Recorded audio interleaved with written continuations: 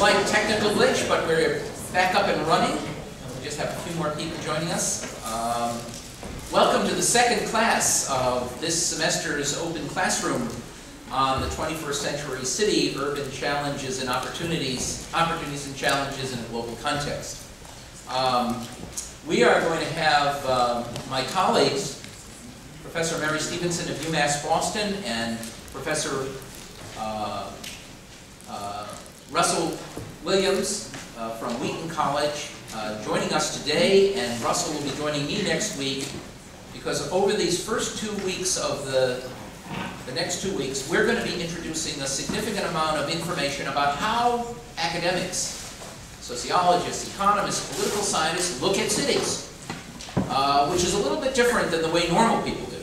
Often not as interesting as the way normal people do, but there's some analytics that are interesting. But we're also going to be taking a look at this to make it as interesting as we can through the lens of history, going back to the 19th century and coming up through actually the 21st century. But at the same time introducing some of the kind of basic concepts of what makes a city, asking some of the questions and trying to answer some of the questions that we very quickly went through last week after Professor Grogan's comments about what makes a city, density, externalities, the whole question that we're going to get into of agglomeration economies, of the role of transportation in the development of cities.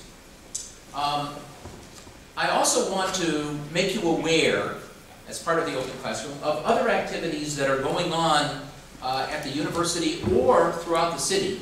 And the first thing I want to mention that you may be interested in, although it has nothing to do with urban, it does have to do with bringing some really fascinating speakers to campus. And I've been asked by the Law Policy and Society program, the PhD program, which is part of our School of Public Policy and Urban Affairs, that they have a fall and spring speaker series. And on September 22nd, I believe that's next Tuesday, we have Professor David Cole from Georgetown University, who will be speaking in two venues here in Boston, one at Harvard at the Kennedy School and one here at Northeastern, and will be focusing on his new book, The Torture Memos, Rationalizing the Unthinkable, and looking at the question of lawyering and torture in the War on Terror.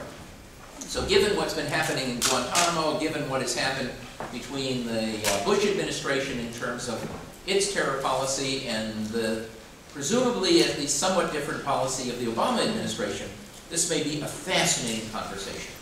He'll be leading his discussion, as I said, on Tuesday, September 22nd at 4 o'clock, and that meeting will take place in our Alumni Center, which is in our main administration building at 716 Columbus Avenue, 6th floor. So Professor David Cole of Georgetown on lawyering and the torturing war on terror, next Tuesday the 22nd at 4 in the Alumni Center. As I said, what we will be doing over the next, today and next Thursday, is taking a look at how you might think about cities from a perspective of us professors. And we are using the book, The Urban Experience, which again, if you wish to purchase, we have them for sale for cash or a check at the author's discount of $56 out here. You are not expected to buy it, you don't have to buy it, but if you wish, you may find it very useful, particularly for those of you who like data. I just introduced to the 18 students who are taking this as a graduate school the CD that comes with the book, which has virtually all the census data we could find from 1970 to 2005 on every single town and city and hamlet in the United States. Thousands and thousands and thousands of cities that we gathered so that you could study any place. We were just looking at Hubbardston, Massachusetts, population 3909, and comparing its racial composition to that of Washington, D.C., Boston, Massachusetts, Miami, and Fall River, Massachusetts. So that's available for you. When we take a look at cities, we begin as academics trying to think about what's their purpose. Why do we have cities? As I said, I think last week, one possibility is that everybody would be spread out evenly across the landscape.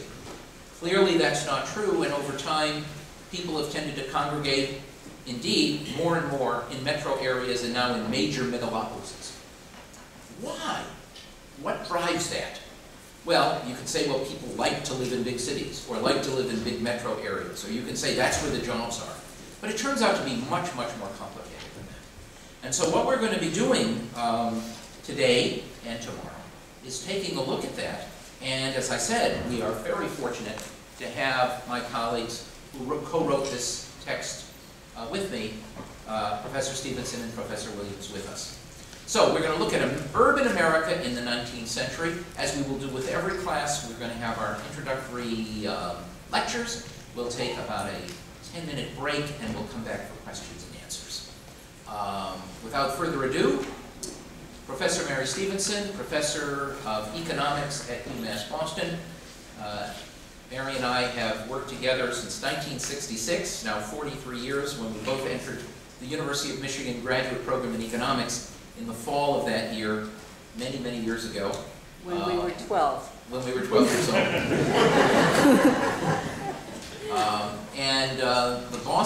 The Urban Experience is actually the third book that we've worked on together.